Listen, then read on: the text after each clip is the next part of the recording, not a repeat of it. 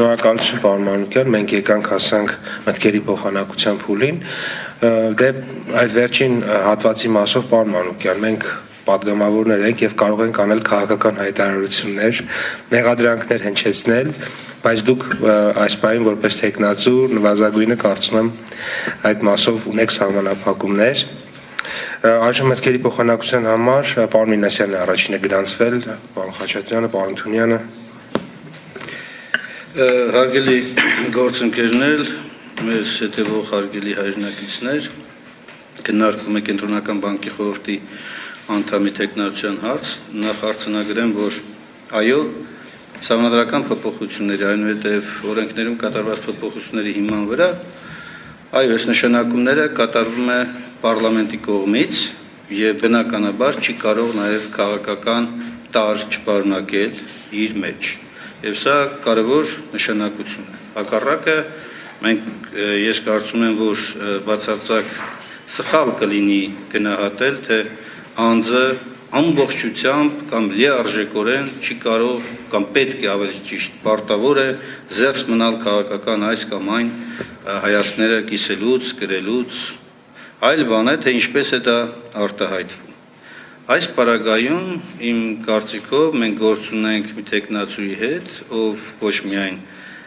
չզղջաց այդ դեպքերի կապակցությամբ, անկախ նրանից, թե ինչպես է իր սուբյեկտիվ գնահատումը կամ ինչպես է ինքը գնահատում, թե հանրությունը ինչպես է իրեն գնահատել այդ ամենից, ես էլ հանրության մի ներկայացուցիչ եմ, մի անդամ եմ, երբ որ ես տեսա եւ այն պատկերացումը, այն մոտեցումը, որ ունեի պարոն Մանուկյանի նկատմամբ էականորեն տուժեց, որովհետև բացարձակ տեղին չէ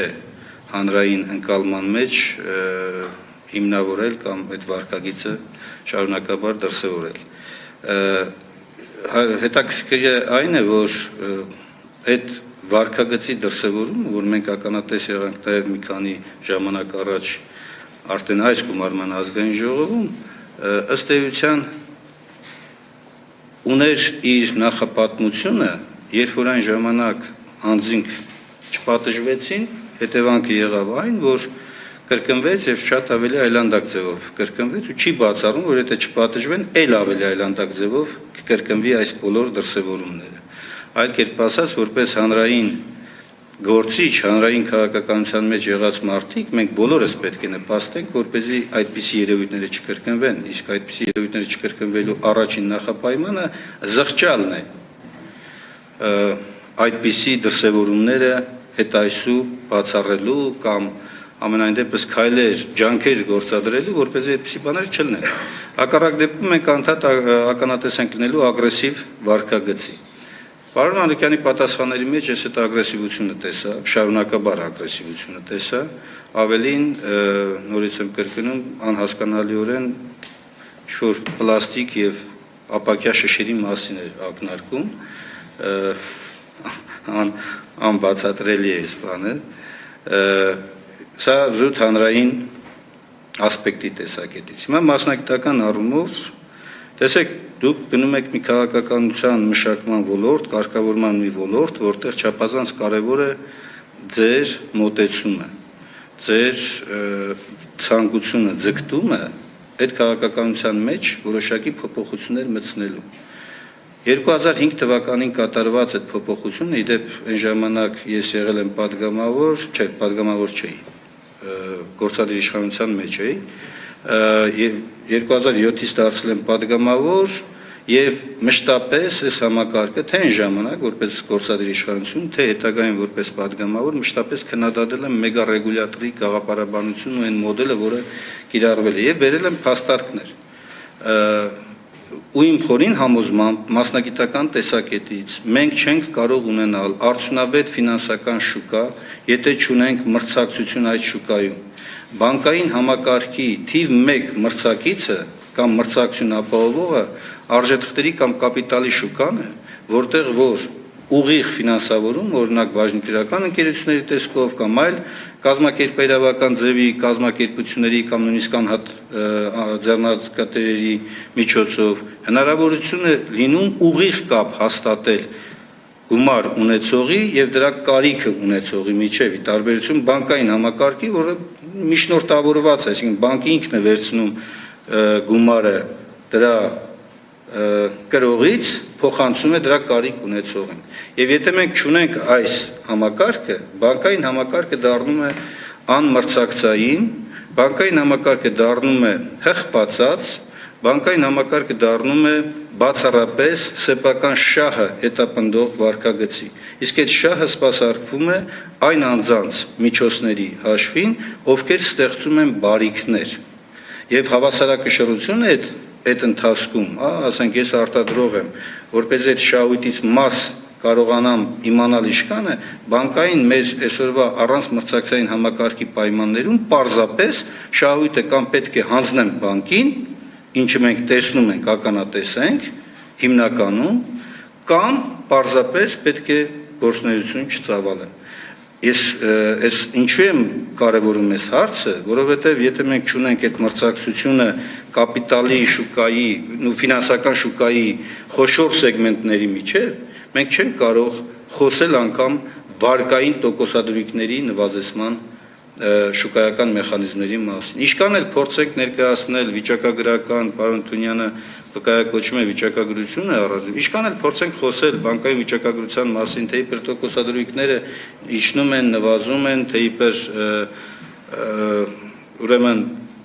ավելի արդյունավետ վիճակի ենք մենք ասում, բայց կյանքը այդպես չի, չէ՞։ Մենք տեսնում ենք, որ ինչքան հնարավոր է ծանրաբեռնվում է վարկային պատմությունները, վերավարկավորման համակարգերում էլ ավելի շատ մարդիկ են հայտնվում այս ծանր բեռի տակ, եւ հետևանքը լինում է այն, որ ես հիմա կավարտեմ, պարոն Պապոյան,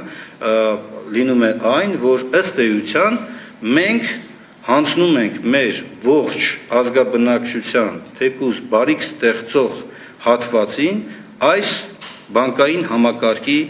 քմահաճույքին։ Սա որպես քաղաքական հարցադրում։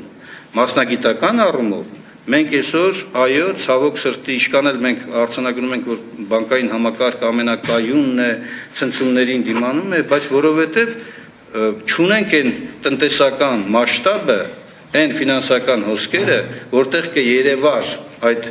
ցնցման ազդեցությունը եւ վարչական մեթոդով կարգավորելը, կոշտ մեթոդներով կարգավորելը ոչ մի լավ տեղ մեզ չի կարող տանել, եթե մեր նպատակը, մեր թիրախը ֆինանսական հասանելիության բոլոր հնարավորությունների ստեղծումը չէ։ Այդ տեսակետից ես անկեղծ ասած սպասում եմ, որ դուք գոնե հնարավորություն կտաք մտածելու, որ դուք կմտածեք այդ մասով փոփոխությունների գաղափար, այլ ոչ թե այնպես կոշտ ձևով մեգարեգուլյատորի պաշտպանությունը կդարձնեիք, մի հատ էլ կհիմնավորեիք միջազգային զարգացումներով, դա այդպես չէ։ Միջազգային բազմաթիվ վերլուծություններ ցույց են տալիս, որ հենց մեգարեգուլյատորի այսպիսի գեր լիազորությունների վերապահումը կենտրոնական բանկերին բերում է նաև նրան, որ ֆինանսական շուկաներում եւ առհասարակ տնտեսության մեջ ցնցումները դառնում են անխուսափելի, անհամամասնությունները անխուսափելի եւ վերջին դիտարկումն էլ անեմ ու ավարտեմ։ Մենք այսօր ունենք սահմանադրական նորմ ձևակերպված կենտրոնական բանկի խնդիրների տեսակետից, իմ խորին համոզմամբ մենք այստեղ էլ խնդրեմ ունենք, որովհետեւ գնաճի զսպման քաղաքականությունը այո միայն կենտրոնական բանկնի վիճակի չի տանել, դա ողջ կառավարման համակարգի գործառույթներն են։ Եվ այստեղ է, որ սկզբունքային նշանակություն ունի այնպիսի կարգավորման համակարգերի առաջադրումը, որը կապահովի սահմանադրական այս խնդրի լուծումը։ Իդեպ Հայաստանի տնտեսական զարգացման համար էկոնոմիկայի նախարարությունը ոչ կանոնադրությամբ, ոչ օրենքով պատասխանատվություն չի կրում։ Եվ ինչը շատ սխալ է, կոպտագույն սխալ է։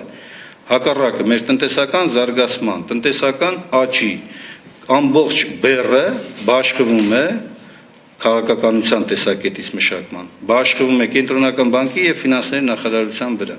որը համարում եմ խիստ անթույլատրելի։ Արդյունքում մենք ուղղակի չենք կարողանում մեր տնտեսական իրական զարգացումը ապահովել։ Ես որպես հանձնաժողովի անդամ բնականաբար դեմ եմ քվեարկելու այս մոտեցումներին, եթե չի փոփոխվում։ Պարոն Խաչատրյան, համեցեք։ Ես մի քանի հարց տվեցի պարոն Մանուկյանին, որոնց մեծ մասը էապես տեխնիկական էին եւ պատասխանները, որոնք ստացան, ճիշտ ասած, խիստ մտահոգեցին։ Առաջինը ճիշտ է պարոն Մինասյանի հարցն էր, բայց դուք պատասխանեցիք, վերեցիք Նռանյանի օրինակը։ Ես ասեմ, Արոն Նռանյանը եղել է ԵԱՏՄ կոլեգիայի անդամ։ Ես վերջացնեմ այդ կարելի։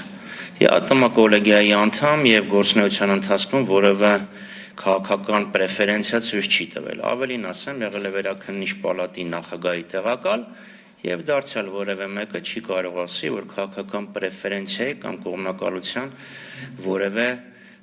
միտում դրսևորվել է եւ երրորդն էլ ասեմ, որ պարոն Արոն Նռանյանը չի եղել Հայաստան դաշինքի նախընտրական ցուցակում։ Այնպես որ իմ խորը համոզմամբ դա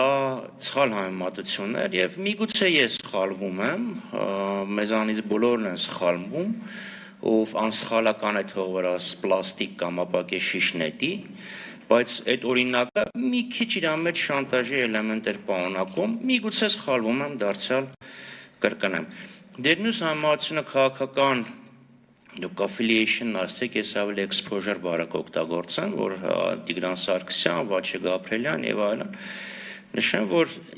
Տիգրան Սարգսյանն օրինակ առաջի գումարման ազգային ժողովում ԱԺՄ-ի ցուցակով էր եղել, բայց հետո քաղաքական գործունեությամբ չէր զբաղվել, ֆոնդի գործադիրներ, որ անունը չեմ հիշում, բայց Ամիրյանի վրա էին նստում, բանկերի ասոցիացիայի նախագահն էր, Բագրատ Ասատրյանի հերեղություն հրաժարականից հետո կոպիտ ասած փոխատեղում տեղի ունեցավ։ Ինքը քաղաքական գործունեությամբ սկսեց զբաղվել Կենտրոնական բանկի նախագահի պաշտոնը լքելուց հետո։ Դարձյալ ուզեմ շեշտեմ, որ Տիգրան Սարգսյանի քաղաքական, նկատի ունեմ դրամավարկային քաղաքական գործունեությամբ ամենևին գոչեմ եղել զուտ հայեցակարգային մոտեցումներն են։ Հիմա տեխնիկական հարցերի վերաբերյալ ես բարձ տեխնիկական հարցեր էի տալիս։ Այսինքն կան տնտեսագետներ, որոնք գտնում են, որ Կենտրոնական բանկը պետք է պահի գները եւ չպետք է խառնվի արտաքին տնտեսական գործունեության, ավելի պարզ ասած չպետք է կուրսը փոփոխի, որպեսզի մեր ծիրանի ջեմը ավելի մրցունակ լինի, քան թե ուզբեկական ծիրանի ջեմը։ Դա մարդ որ տնտեսագետ է դառնում, այդ վստահությունը պետք է իր մոտ արդեն ձևավորվի եւ ստեղ խոսքը չի գնում ավելի խորը հետազոտություններ անելու մասին, դա գոնե մոտեցումը կարող էր ասել։ Մյուսը այդ փողի դալալների մասն էր խոսքը, ասենք Կենտրոնական բանկը նաեւ վերահսկողական գործառույթ ունի եւ ես որևէ հիմա կարող է պատասխանեք, բայց գոնե այն ժամանակ ես որևէ պատասխան չլսեցի, թե դուք այդ փողի դալալների դեմ ոնց եք պայքարելու Կենտրոնական բանկը վերահսկում է, դրանք ֆինանսական ինստիտուտներ են, միգուցե ոչ ֆորմալ ֆինանսական ինստիտուտներ են, որոնք իրենց գործունեությամբ խաթարում են ֆինանսական համակարգը, բայց էլի որևէ կոնկրետ պատասխան չլսեցի։ Նաև կապիտալի շուկայի վերաբերյալ ես շատ լավ հիշում եմ, թե Ադամանդ ապրանքահոմքային բորսան, թե Երևանի ֆոնդային բորսան, թե Սեդ Մարսեդ ինդեքսը, թե հակական բորսան, թե հետո ինչպես դարավ NASDAQ OMX եւ այլն, բայց դրանք գոնե որակական ինչ-որ փոփոխություններ կային։ Հիմա ասում էի շուկան, որը կազմակերպված տեղ է, որտեղ ներդրողները, ասենք գնողներն ու վաճառողները ֆինանսական ակտիվների հանդիպում են, ինչ նոր շուկայի մասին է խոսքը։ Դուք հին շուկան կանաչ բոնդերի մասին խոսեցիք, շատ լավ, հիմա կարող է կանաչ բոնդերի մասին նաև կարող է թիպս պետական պարտատոմսեր թողարկվեն։ Ոչ մեկ բան չի ասում դրա մասին, բայց դրանք նույն շուկային էր վերաբերվում եւ ոչ թե հին շուկայում։ Եվ վերջապես, երբ ասացիք ձեր խորհուրդների ազդեցության մասին, այստեղ դուք էլի մի անգամ փորձեցիք հետադարձ պատասխանել, թե դուք ինչ եք արել, մոտավորապես դուք էլ եք աշխատել եւ այլն։ Նաեւ ես ունակ պարզ ասեմ, երբես առաջադրեմ որպես Կենտրոնական բանկի խորհրդի նախագահ, իհարկե կպատասխանեմ այդ հարցին ավելի մանրամասն, բայց հիմա ուղղակի խորհուրդ տամ, պարոն Արադ Միրզոյանի հետ եթե կապ ունեք, որովհետեւ ինքն էր 18 թվականի ծրագիրը գրել ուրեմն համակարգում, մի հատ հարցրեք, գյուղատնտեսության նախարարությունից եկած ծրագիրը ծավալային առումով թող համատվի կառավարության կողմից ներկայացված աշխատանքային փաստաթղթի ծավալի հետ։ Ճիշտ չի լինի, որպեսզի ես դա հիմա հրապարակեմ։ Եվ երկրորդը, Մյուսն արդեն հրապարակային փաստաթղթեր են։ Օրինակ նայեք 2019 թվականի գյուղատնտեսության նախարարության բյուջեի ծրագրերը եւ համեմատեք 2022-ի հետ եւ կտեսնեք, որ էական նույնություն կա, այսինքն ծրագրերի մի էական բաժին, որ այսօր շարունակվում է, ես ժառանգել եմ նախորդից եւ կտակել էի հաջորդին։ Դա էլ ուղղակի որպես գործունեության մասին, որ ասում եք, բան ժամանակել նաեւ դուք եք արի ինչ ազդեցություն ունի, բայց եւ ելի մի բան, գյուղ վերամշակումը, որքան էլ որ դա պարադոքսալ լինի, գյուղատնտեսության նախարարության